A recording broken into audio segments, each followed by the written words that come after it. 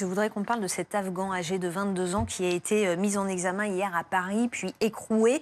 Il est soupçonné d'avoir fomenté un projet d'action violente en France, dans un stade de foot et un centre commercial. Guillaume, que sait-on de cet homme, de ce suspect? Donc il était effectivement âgé de 22 ans, il était, rattaché ou on pouvait le rattacher à l'organisation, État islamique. Il y Mhm. avait un projet d'attentat de masse qui était en train de se formaliser. Est-ce que c'était un stade de foot plutôt qu'un centre commercial?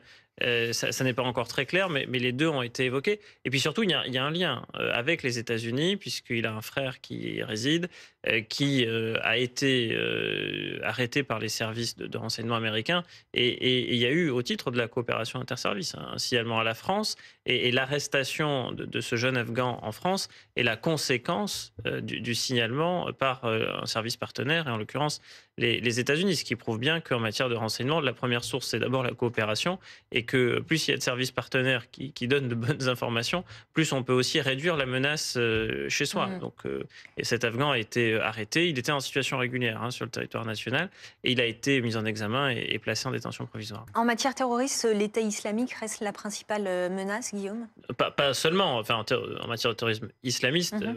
État islamique et Al-Qaïda avec, notamment une de ses franchises qui est Al-Qaïda dans la péninsule arabique, AQPA, qui a pu, frapper à plusieurs reprises. Les Kouachi d'ailleurs s'étaient revendiqués de cette mouvance, mais également en 2020 quand il y a eu un attentat, qui a été perpétré rue Nicolas Appert par, un jeune Pakistanais pensant trouver là les locaux de Charlie Hebdo qui avaient déménagé entre-temps. C'était encore parce que AQPA avait appelé, à ce qu'on s'en prenne, à Charlie en raison de la republication des caricatures du prophète. Donc c'est les 2 organisations, principales. Après Ok. pour ce qui est de l'état de la menace, vous avez sur notre sol, plus de 20 000 personnes qui figurent au fichier, pour les traitements de la signalisation, enfin des signalements pardon, pour la radicalisation à caractère terroriste, le FSPRT.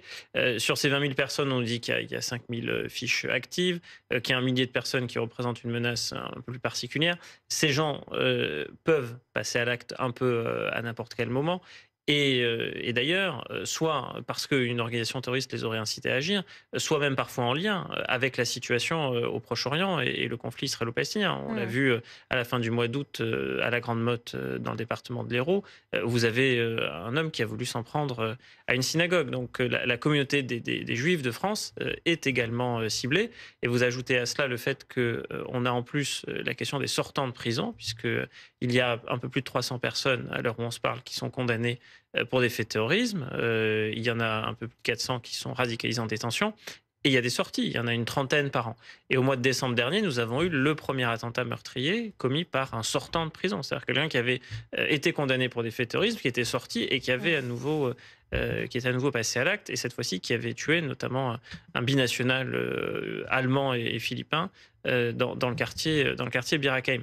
Donc depuis 2015, tous les ans, il y a des personnes qui meurent en France dans les attentats islamistes. Alors 2022, une année un peu particulière parce que Yvan Colonna est la seule victime est en détention, mais tout de même, tous les ans, il y a des victimes. Alors, pas porter malheur pour les mois qui restent en 2024, mais en tout cas, il y a un cycle qui n'est pas refermé depuis au moins 2012.